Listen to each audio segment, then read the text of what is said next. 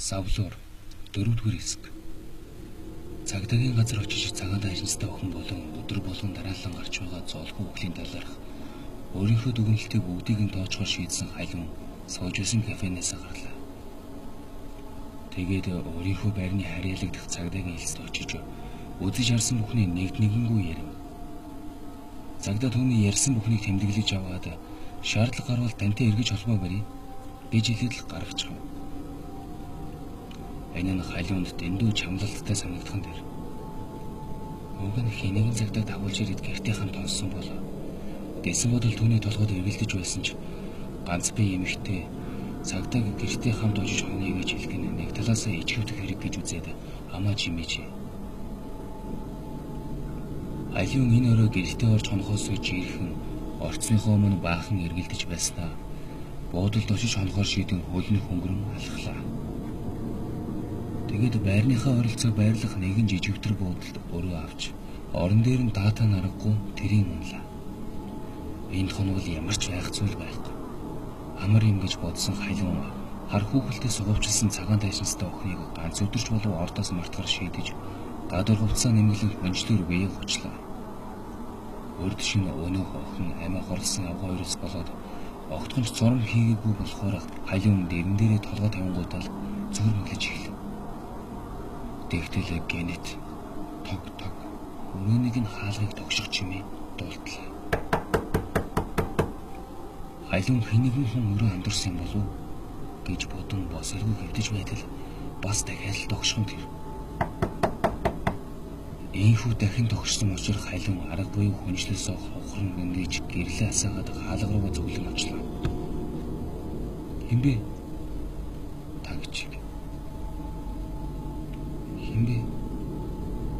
Халиуны сэтгэл тавгүрхэж өнөөх буцаад унтахад бэлэн байсан амтад нойрно ормөргүй замхран арилхан тэрэ. Одоо яадаг вүлээ?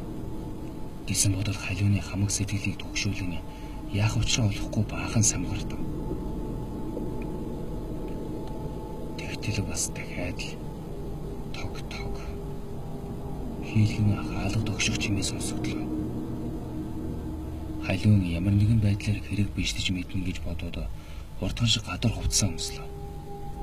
Бас дахиад тог. Хэмбэ? Танд юу хэрэгтэй? Химийн Халиун тэсгэл алдан бараг л хашгирах шахам өндөр дуугаар хэлв. Гэсэг идэж урдын адил таг чиг байсаар л.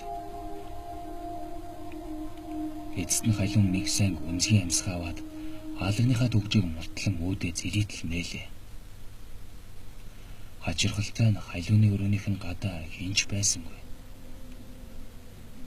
Халиун алмаар нь төгшиж хамаг биеийн салган нь жижиргэлж эхэллээ. Яалч өгвөл манай өрөөний хаалгыг тогшсон доо. Химэн амандаа үгсээр хонголд гарч эргэн тойрныг ажиглалаа. Хинч алга. Бас ч хиндэн торох чимээч байсан. Халиун хэсэг хугацаанд эргэлзэн зогсож байснаа өрөөрөөгөө босож ороод хаалгаад өгжин орлууга зөвлөлээ. Тэгмэгцээ Халиун чухмал үсэртлээ зочин хоошоо ухархан тэр. Учир нь түүний орон дээр нэгэн тасгаар өнгөтэй тухайн чиний өргөйсөн хүүхэлтэй хэвтэж байжээ.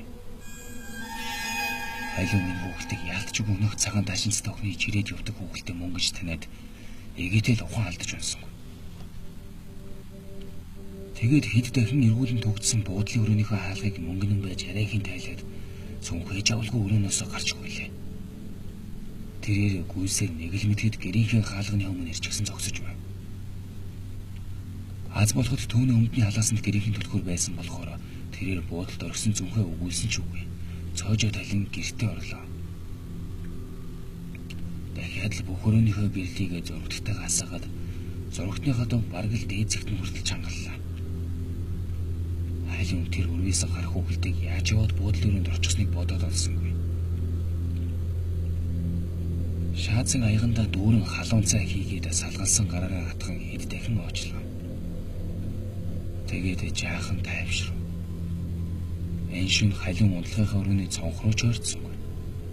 Гэхдээ л тэрээр өнөөх савлуурын хятнах савлах чимээ гарах үе хэмээн болгоомжлон хүлээж байсан ч ашгүй шин тэр чимээ гарсангүй. Өөрөөр хэлбэл өнөөх цагаан даашинчтай охин ирсэнгүй. Өглөө болж нар мандсны дараа халин бурмасан тайвширч цагаан даашинчтай охиныг дахин харахгүй хэмээн баярлаж дутуу нойроо нөхөх санаатай унтахаар шидэж хүнжилтөөр шурглаа. Шөнийн туршид айцаасаа болоод огтхонч цурам хийгээгүй халин хэвдэнгүү тэлэн том. Тэрээр хэдий унтаж чадсан ч гэлээ. Зүүдэнд нь нас барсан нөхөр нь ирж түүнийг гараас нь чангааж хамт явахыг ятгах хаажээ. Өөрийнх нь гараас атгсан нөхрийнх нь гар цэвгүүтэн байхыг халин мэдэрч цочих мэт боллоо. Гэвч тэрээр сэрж хараахан чадсан. Нөхөр нь халиуныг явахыг хүсэхгүй байсанд баахан уурлаж заавал авч явна хэмээн зүтгэлээ. Тэгээд халиуныг алхаар завдан мөс шиг хүйдэн хоёрын гараараа түүнийг багалзуурнаас атгахад тэрээр муухай чарлан нойрноосоо сэрлээ. Түүний хамаг биеийн нэвт хөлөрч гисэн бүнд хөнтөлж ичирч байгаажээ. Тэгснэ тэрээр үнэхээр хоолн боогдсон хүн шиг хоёрын гараараа хүзүүгээ бариад хагаж татсан баахан ханиалгав.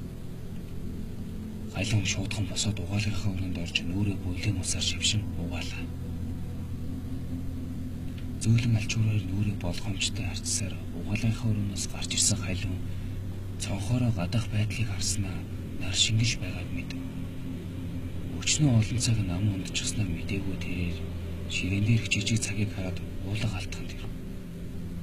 Тэрээр өмнө нь амьдралдаа хизээч ингэж олон цагаар унтаж байгаагүй санагдана. Юу юуг нар жаргаж дахиад л харахгүй болно гэж бодсоор халиун галтгооныхоо өрөөнд орлоо.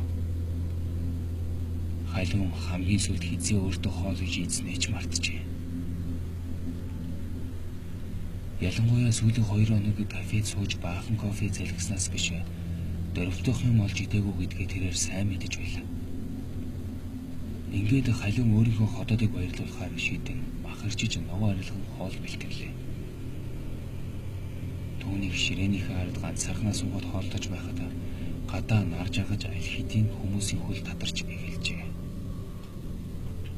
Халиун үнэндээ хоол гэж ийм сайхан зүйл байдаг билүү гэж уулга алтмаар болжээ. Цадтлаа сайхан хооллсон ганц бие бүсгүй маань хамаг биеийн тавиран ядаргаан гарах шиг боллоо. Хоолны сав аяг тавгаа угааж цэвэрлсэн халиунд өөр хийх ажил үнэндээ болцсон. Тэрээр хоёр өрөөнийхөө хооронд дэмий баахан сэлгүүцэж байснаа ямар ч сонголтгүйгээр дахиад л өнөх унтлагынхаа өрөөнд орж унтахаар хэвлээ. Сэтгэлийнх нь ухарт өнөх самдууртай холбоотой таагүй бодлоо бэргэлдэж байсан ч аль нь тэр бүгдийг аль болох мартах гэж хичэв. Гэрт урд шөнүүдийн нэгэн адилаар ямар ч чимээгүй.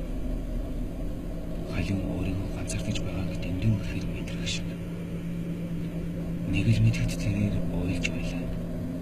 Түүний эргэн тойронд ганцаардал бас түүнээс ч илүү аимшигтай дарамт шалтгаангүй айдсууд дүүрэн байлаа.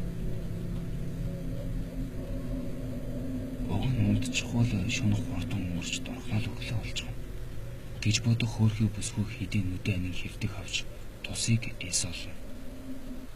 Тэгснээ гинэт нэгэн мэрэгэн арга болоод хурдхан шиг орноосоо босоод эмийн жижиг харцаг нээлээ. Ашгүй халиуны эмийн харцагт нь түүний хайсан нойрны юм байх нь тэр.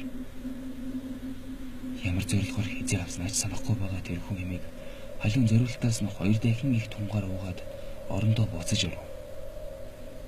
Нэг их хөдөлгөөн нойрны эмийн үйлчилгээ үр дүнгээ өгч халиуны нүдэд сумын сүмээсээр төдөлгүй унтлаа.